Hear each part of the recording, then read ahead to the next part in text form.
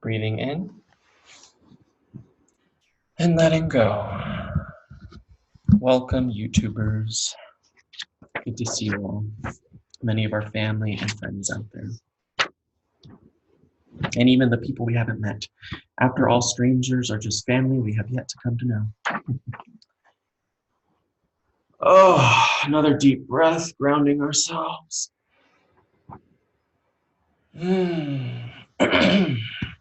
Lovely. So today's soft title is Why Do We Practice? Because everything that we're going to be going into today really points to the answer of why we practice so much. But really, we go through so much that there could be a lot of different titles. Literally, the most stressful part of my existence. I might be hyperbolizing this. Is trying to find titles for these damn YouTube videos. Because we cover so much stuff, and it's so like, what are we gonna title this? And so I spent a lot of thought on that. And so I'm choosing to just take a step back and say, you know what? People are gonna find it and they're gonna click on it if they want to click on it. But it's that part of ourselves that's trying to find something that really does it justice, but also is something, oh, that's interesting. Let's look into that. But yeah, it's just a fun fact about myself. So yes, why do we practice? This week's reflection. So we're going to be going into the 5 kinds of desire taught by Thich Nhat Hanh in his book, Chanting from the Heart, which for whatever reason I put hearth down there, which is interesting as we also kind of use hearth of the home as the heart of the home. So that's kind of a clever little mistype. But what's beautiful is that book, I actually just ordered it to go through it myself, is he really goes into the different Buddhist teachings and the sutras, and he has his own unique take on them.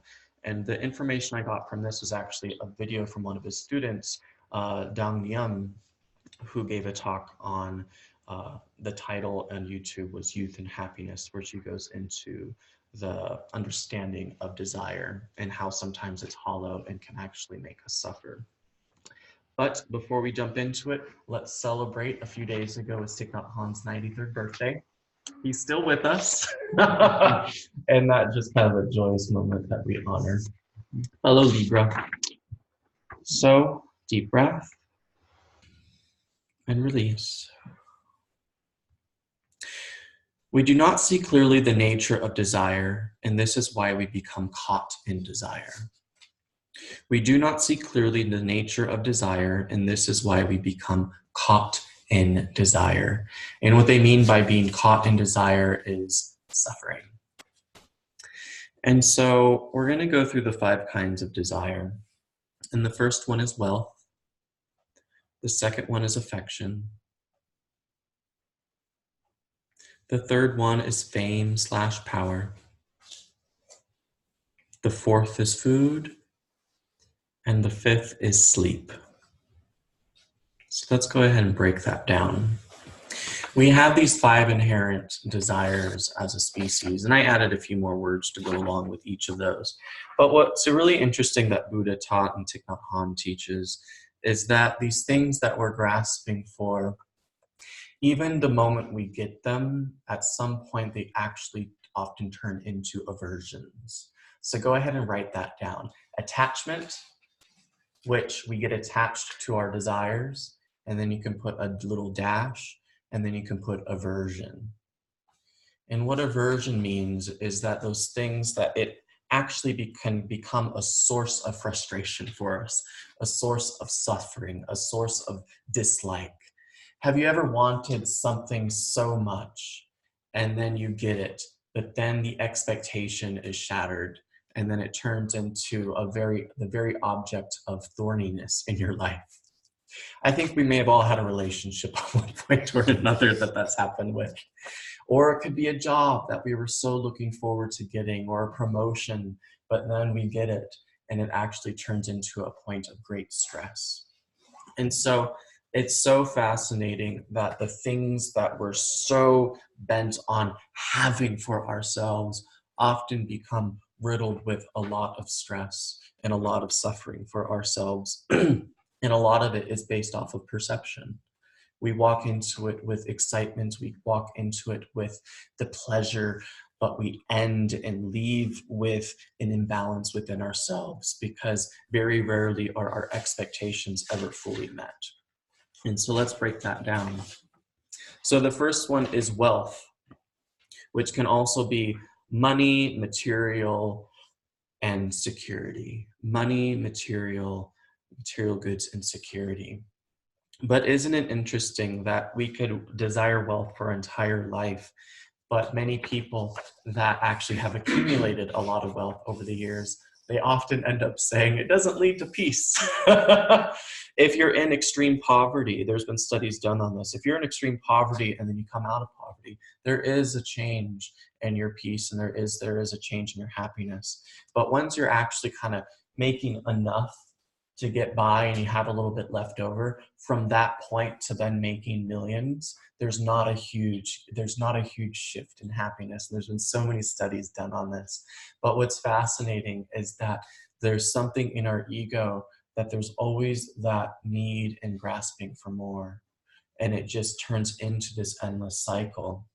And what unfortunately ends up happening too is that we start thinking about, this could even go into our jobs, we start thinking about making more and getting those next promotions and worrying so much about security, because once you gain a certain amount, then there's always a fear to maintain it and not to lose it.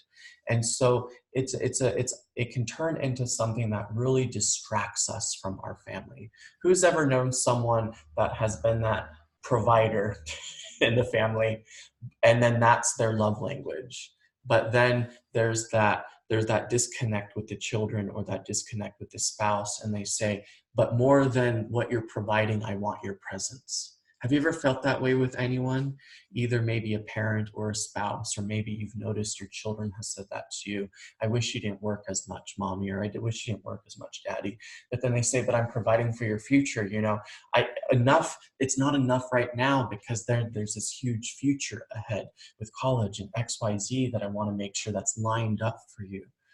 And so there's definitely a healthy balance that we must catch ourselves in, because if we spend 20 years working so hard to provide, but we don't have a single day of aliveness with those in our life, they may not be there with us in the future, because a lot of times marriages end in divorce, and a lot of times parents grow up and they're just like, well, fuck you. I appreciate that you gave me this stuff, but really what I wanted all along was your loving presence. And when it happens for 2 years, 5 years, 10 years, 20 years, sometimes we forget how to be present. And that's one of the most damaging, dangerous things that we can fall into. And so that's why this desire for wealth, even if it's coming from a place of positivity, it can definitely be a trap for suffering. And that's important to look at. The next one is affection, intimacy. It can also take the form, it can even just take the form of physical form. When you look at someone or something appealing and you start to have those lustful thoughts or those desiring thoughts. So it turns into this grasping nature. It can also, in relationships, it can turn into a form of jealousy and control.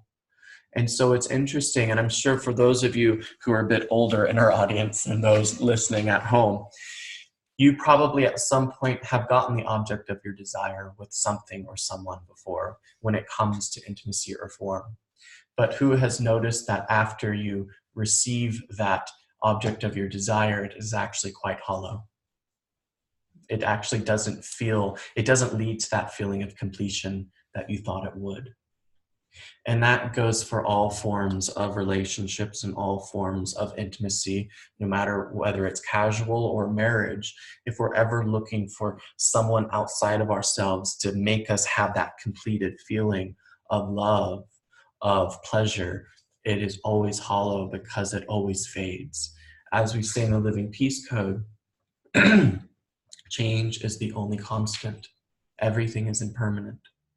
And so even when we're seeking this physical form, it never leads to the happily ever after. But what's interesting, what leads to the happily ever after is practicing peace. In a sense where we honor that nothing is lasting.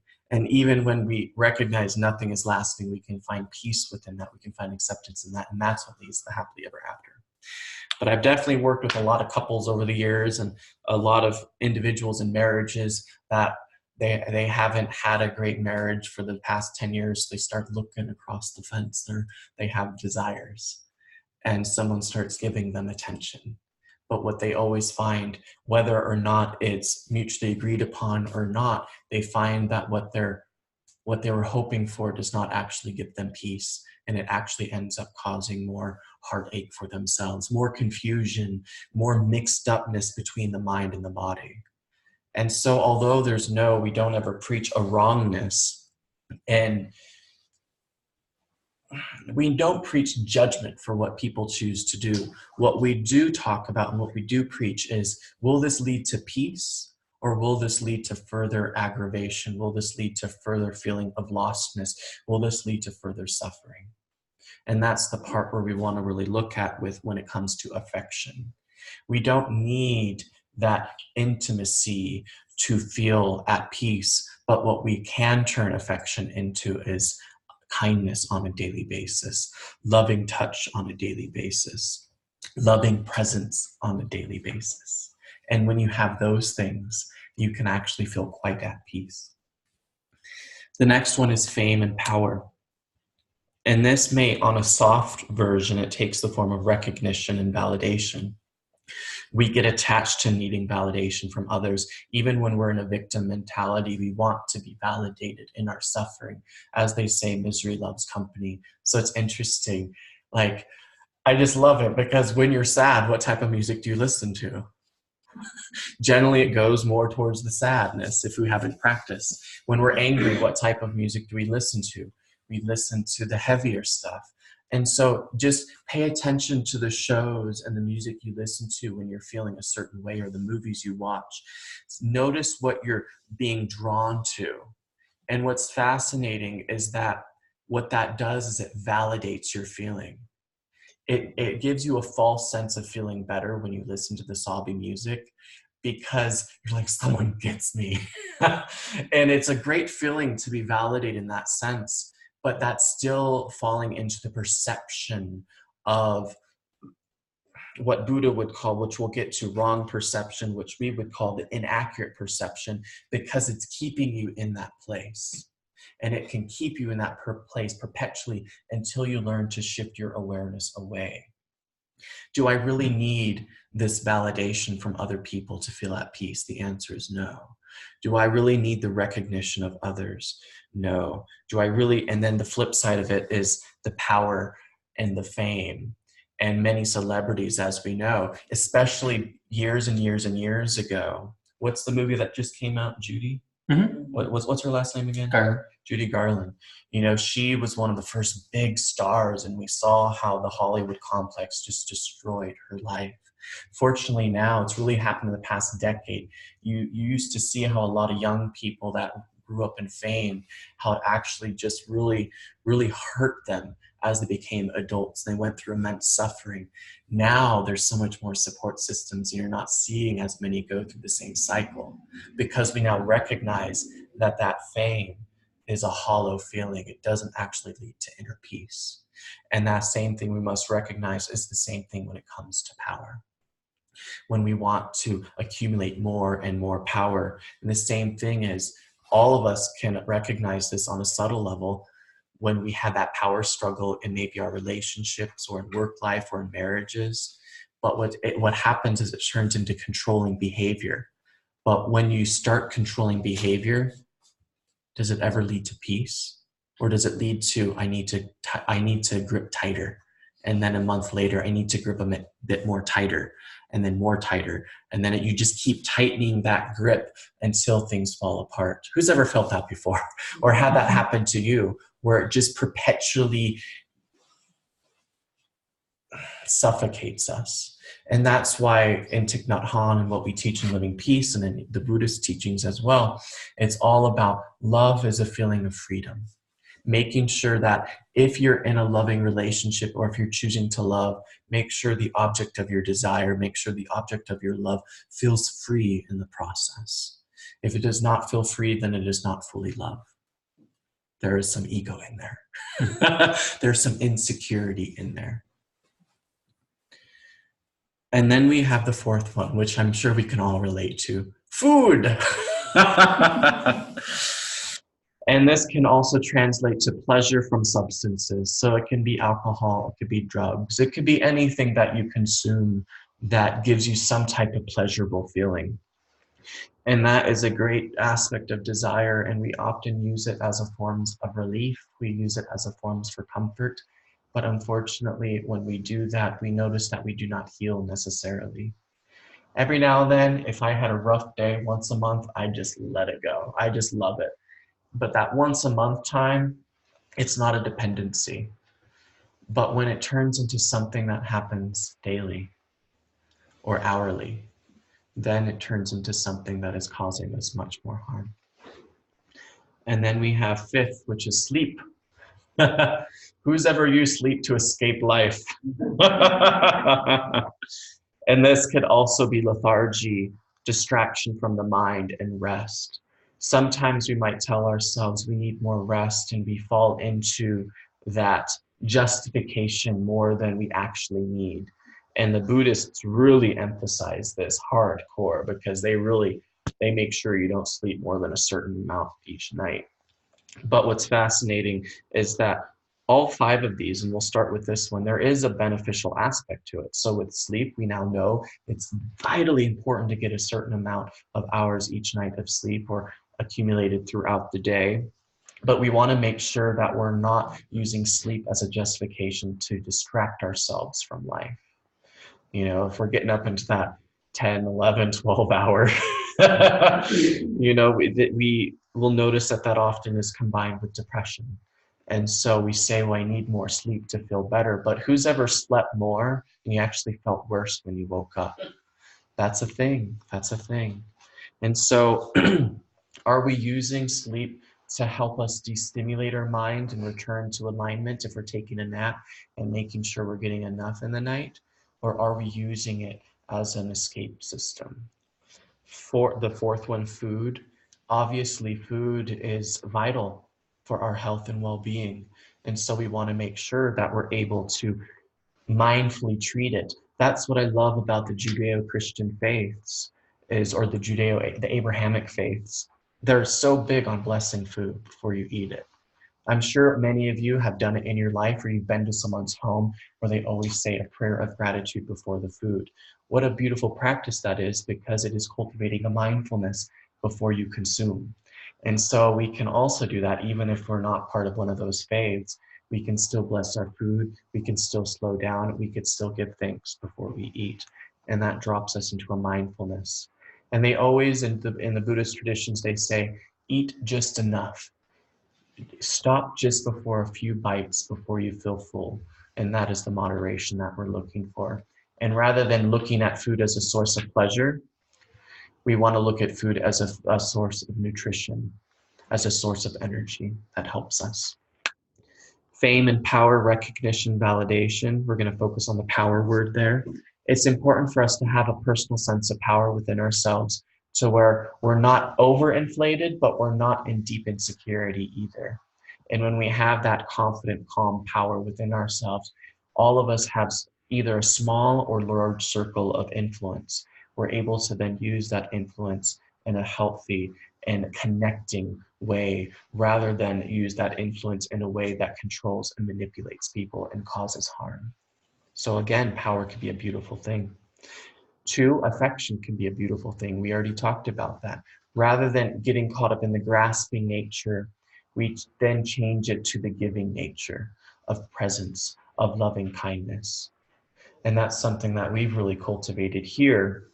And in my own life, my number one attachment was intimacy. My number one attachment was always that, even when I was in high school, oh my God, I would get so distracted. Be like, well, he's cute. And it would just pull me away, pull me away, pull me away. And so over the years, I've learned to recognize that it's always hollow. It is always hollow. And even if you get the object of your desire, you will still not feel at peace. You will still not feel whole. And so the Buddhists really teach that. And so that was the loving part of then being able to enter into a loving marriage and not have that as one of those major issues that often arises in marriages. And so we transmute that energy into loving kindness. We transmute that energy into presence, which monks are famous for, especially the Zen kind. And then we have the first one, which is wealth, which obviously we live in a society, we got to pay the bills. But again, we don't view it from a place of needing more and more and more, because even if we are creating more and more and more, we're not attached to it, because if we're attached to it, our heart will never unclench. I have known people who have only had a few dollars in their bank account each month, and they're always living paycheck to paycheck. And I have known people that are multimillionaires, and there's been times where the multimillionaires are more stressed out and suffering because of money than the people living paycheck to paycheck. Now, again, we're looking for the middle path.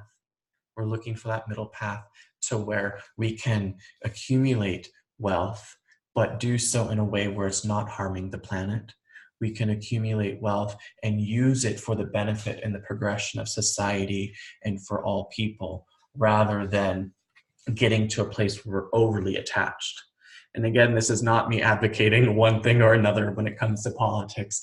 It's more looking at the emotional and the mental attachment we have to it that causes us to suffer or causes us to be in conflict with other people. So those are the 5 kinds of desire. Isn't that cool to cover? And so for those of you who have the handout, you have the notes there, but for those of you at home, you can always pause and write them down. But Thich Nhat Hanh said, when we see things clearly as they are, we do not get caught up in our perceptions and the extremes. So when we are able to see these 5 desires as they truly are, when we're able to see their hollow nature, we're not going to get caught up in them as much as we may have previously. Because most of us, when we come to wealth, affection, power, validation, recognition, food, pleasure, rest, relationships, we probably have an interesting perception about them. We might have an idea that if we just have this, then we will feel this. We have an expectation, we have an attachment, we have a perception. And those perceptions are what cause us to suffering. Those of you who've worked with me one-on-one or have read my book, you'll likely find within it that we work so much on mastery of thought, we work so much on perception, and people come into the sessions, they give me a story. I often have them write things down, and then we cross out certain sentences and then we rewrite them. And I say, this perception is from your ego. This perception is from your higher self. Both are true realities, but one makes you suffer, one brings you peace. And so it's about aligning that perception. And so when we see the true nature of desire and understand its hollowness, and that even if we get what we want, we will still not be at full peace because there's always another thorn around the corner, what ends up happening is the desiring mind will not be born. That's what Buddha taught. We want to get to the point where the desiring mind is not even born.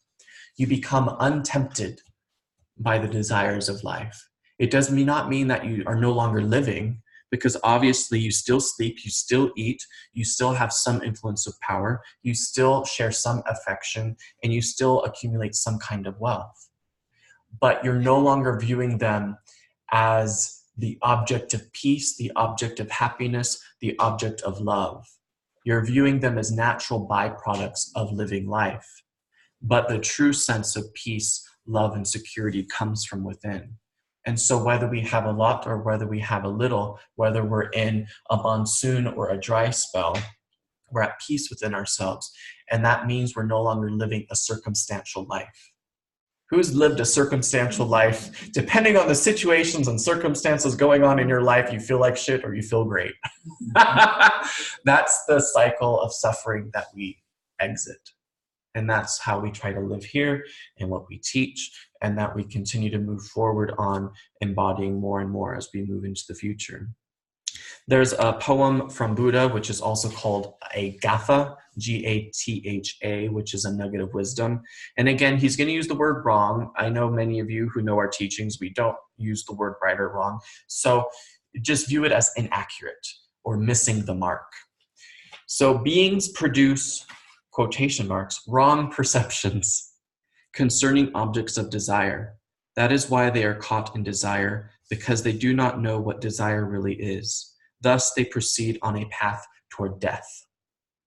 Pretty extreme. And what they mean by death, though, is non-aliveness. And so you've heard, many of you have heard me talk about aliveness.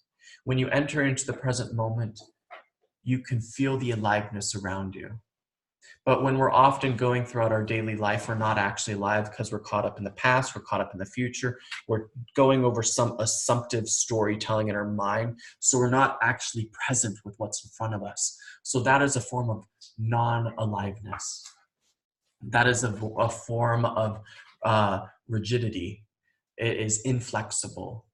And so when the blows hit us, they cripple us, they smash us, and it becomes very hard to live life.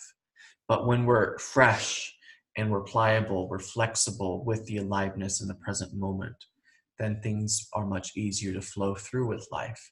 Because dead things, they're very brittle, aren't they? Look at a flower. You know, it crumbles once it starts to harden in the vase. But when it's alive, freshly cut in the vase with the water still nourishing it, it's very pliable. And so that's what we're looking at, is that when we get caught up in the objects of our desire, thinking that they're going to lead to our happily ever after, we're going to become very brittle. And when life hits us blows, it feels like we're losing pieces of ourselves. But when we recognize that the peace is from within and not from without, we can remain that flexible, fresh little flower. And we can continue to bloom each day, rather than what happens to flowers, right? If they're afraid, I'm adding personality to them. If they're afraid, they fold in. So what happens to your hearts when you get hurt? The flower of your heart does this. It does not want to open for the world. But when it is not open to the world, then the bees, the abundance, the beauty, the fertilizing energy of life cannot come in and pollinate your heart. And we need that pollination, because that's what then leads to more love. It's what leads to more community. It's what leads to more connection in the world. This, no connection. This, always open to connection. Makes sense. Deep breath.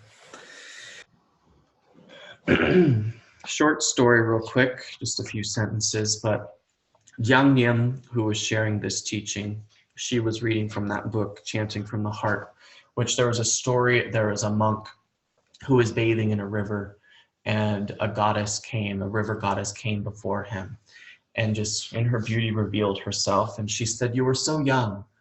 Why do you close yourself off from the world? Why do you not get married and have family? Why do you separate yourself from your family and you live this celibate life, and you live this life of letting go of all material possession? You're so young. Why not live it up?" Sure, she used those exact words back then. And the monk's response was, "I have not abandoned the present moment in order to seek the pleasures in the distant future. I have abandoned pleasures that are untimely for the deepest happiness of this moment." Let me break that down. Let me read it one more time and break it down. I have not abandoned the present moment in order to seek the pleasures in the distant future. I have abandoned pleasures that are untimely for the deepest happiness in this moment. So really what he was talking about is that often we will abandon our present moment. We will say F you to our present moment in trying to create a future for ourselves, trying to grasp for something outside of this moment, because we treat that this moment is not enough. And so we never live a single moment of our life. But what he was doing by relinquishing the desires of wealth, affection, fame, food, and sleep, what ends up happening is his mind becomes more simple, becomes more focused right here, right now. So he's able to show up in every moment and see the aliveness and be with life, rather than believing, well, I want to go to this buffet and eat everything I can because that will bring me joy. That will bring me pleasure. I used to love buffets. Oh. But then after I get sick and my mind gets foggy, and then I have a few hours of non-presence, versus today I'm going to eat just what is given to me, just a little bit, and then I'm going to be fully alive with what is before me in each moment. That's just an example, but it makes sense, doesn't it? Let us breathe once more. And so this goes back to what I write in my book. Excitement is not peace.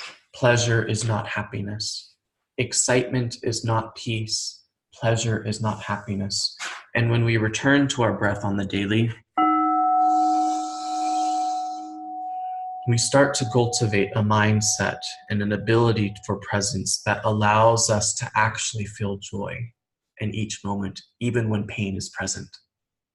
There is a possibility for joy even when pain is present, because we're not caught up in the misperceptions where we think that things are supposed to last forever, that death is a failure, that when things don't work out, that it is somehow an affliction to our sense of security or insecurity. We just look at life in its natural cycles of impermanence. And even when there is pain, even when there is sadness, we don't have to suffer alongside it. Powerful indeed. Deep breath. I have more to share, but we will stop right there. Thank you for those listening at home. As always, there are links down below. For anyone who would like to go deeper into the teachings, I do have a student program that we can do long distance via video chat. And as always, we have our links for which you can even set up a reoccurring, even just a small donation each month, either on PayPal or Patreon. That helps us. And we are officially a 501c3 now. We're a federally recognized church by the government. And so we're going to be able to start giving, your donations are going to be able to be tax deductions. And so probably in the next month, we're going to be rolling that out and putting together some forms that we can give back in response, and just kind of help that process for anyone who might want to give a bit more. And so we thank you as always, and we'll see you next week. Blessed be.